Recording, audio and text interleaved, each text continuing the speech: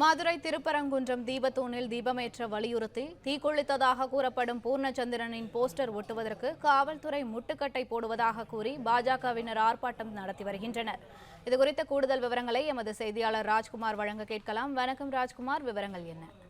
மதுரை திருப்பரங்குன்றம் மலை உச்சியில் கார்த்திகை தீபம் ஏற்ற வலியுறுத்தி நேற்று இளைஞர் பூர்ணசுந்தரன் தீக்குளித்து உயிரிழந்த நிலையில் அவரது உடலானது மதுரை அரசு ராஜாஜி மருத்துவமனையில் உடற்கூறு ஆய்விற்காக வைக்கப்பட்டிருக்கிறது.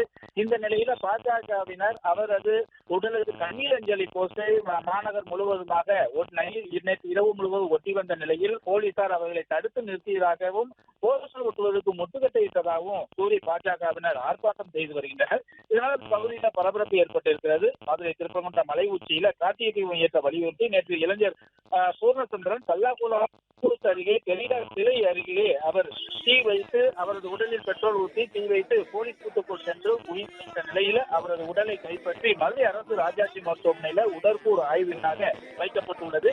இந்த நிலையில் கல்லாக்குளம் காவல்துறையினரும் 194 என்ற பிரிவின் கீழ்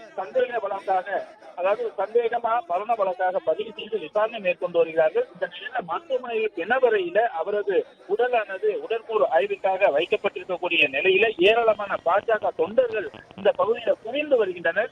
இந்த நிலையில்தான் மாநகர துணை ஆணையர் அனிதா தலைமையில 100க்கும் மேற்பட்ட காவல்துறையினரும் குவிக்கப்பட்டிருக்கிறார்கள். உயிரிழந்த பூர்ணசுந்தரின் குடும்பத்தினரை பாரதிய ஜனதா கட்சியினுடைய மாநில தலைவர் நயனா நாகேந்திரன், இந்து முன்னணி மாநில தலைவர் காரேஸ்வர சுப்பிரமணியம் மற்றும் திரளான பாஜக தொண்டர்களும் நேரில் சந்தித்து ஆறுதல் தெரிவித்து அவர்களுக்கு நிதி உதவியை வழங்குவதற்காக தற்போது வருகை கொண்ட வண்ணம் இருக்கிறார்கள். பாரதிய ஜனதா கட்சி, இந்து முன்னணி உள்ளிட்ட பல்வேறு அமைப்புகளின் தலைவர்கள் இந்த மருத்துவமனை வளாகத்தில் குவிந்து உள்ளதால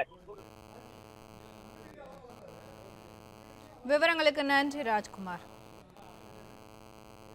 பிளே ஸ்டோர் மற்றும் ஆப் ஸ்டோரில் இருந்து பாலிமர் செயலியை QR கோடு மூலம் பதிவிறக்கம் செய்யுங்கள். செய்திகளை உடனுக்குடன் பெறுங்கள்.